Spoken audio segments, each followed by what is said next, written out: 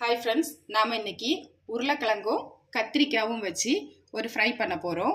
ஈஸியான மெத்தடில். இதுக்கு தக்காளி வெங்காயம்லாம் தேவையில்லை. சிம்பிளாக நம்ம இதை செஞ்சு முடிச்சிடலாம். எப்படி பண்ணுறதுன்னு பார்க்கலாம் வாங்க.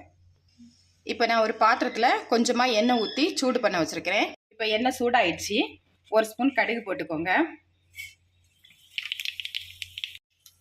கொஞ்சம் கருவேப்பிலை, கொஞ்சமாக பூண்டு தட்டி வச்சுருக்கிறேன், அதையும் இதில் சேர்த்துடலாம். இதை லைட்டாக வதக்கிக்குவோம். இது கொஞ்சம் பொரிஞ்சிருச்சு. இனி இதில் நாம் உருளைக்கிழங்கு சேர்த்துடலாம். இனி இதில் கொஞ்சமாக நம்ம பொடி உப்பு சேர்த்துக்கலாம்.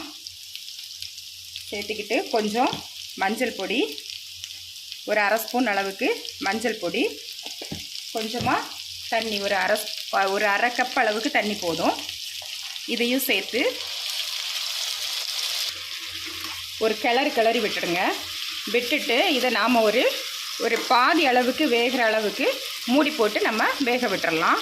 இனி கத்திரிக்காவை நாம் இது பாதி வெந்ததுக்கு அப்புறம் நம்ம சேர்த்தா போதும். இல்லாட்டி கத்திரிக்காய் ரொம்ப குழஞ்சிடும். அதனால் நம்ம இது கொஞ்சம் பாதி வேகட்டும், அதுக்கப்புறம் கத்திரிக்காய் சேர்த்துக்கலாம். உருளைக்கிழங்கு வேக வச்சுருக்குறோம். இனி இதுக்கு நம்ம ஒரு மசாலா ரெடி பண்ணிடலாம். ஒரு ஸ்பூன் அளவுக்கு மிளகு சேர்த்துருக்குறேன், ஒரு ஸ்பூன் அளவுக்கு ஜீரகம். இந்த ரெண்டும் போதும். இதை நாம் நைஸாக பவுட்ரு பண்ணி, தண்ணி சேர்க்காமல் பவுட்ரு பண்ணி எடுத்துகிட்டு வந்துடலாம். இப்போ உருளைக்கிழங்கு பாதி அளவுக்கு வெந்துடுச்சு. இனி நாம் இதில் கத்திரிக்காய் சேர்த்துடலாம். சேர்த்து ஒரு கிளறி கொஞ்சம் கூட ஒரு 2 நிமிஷம் கூட வேக விட்டால் போதும். கத்திரிக்காய் டக்குன்னு வெந்துடும். அதனால் கொஞ்சம் நேரம் வேக விட்டுறலாம். இப்போ உருளைக்கிழங்கும் கத்திரிக்காயும் நல்லா வெந்துட்டு, நல்லா குழைய வேகக்கூடாது. இந்த மாதிரி உதிரியாக இருக்கணும். இதில் இனி நாம் மசாலா சேர்த்துடலாம். இந்த மிளகும் ஜீரகமும் பொடிச்சு வச்சுருக்கிற மசாலாவை இதில் சேர்த்துருவோம். சேர்த்துட்டு காரத்துக்கு ஒரு அரை ஸ்பூன் அளவுக்கு மிளகாத்தூள் சேர்த்துக்கலாம். ஏற்கனவே நம்ம மிளகு சேர்த்துருக்குறோம். காரம் தேவைப்பட்டால் நமக்கு மிளகாத்தூள் சேர்த்துக்கலாம். சேர்த்துட்டு கிளறி விட்டுறலாம்.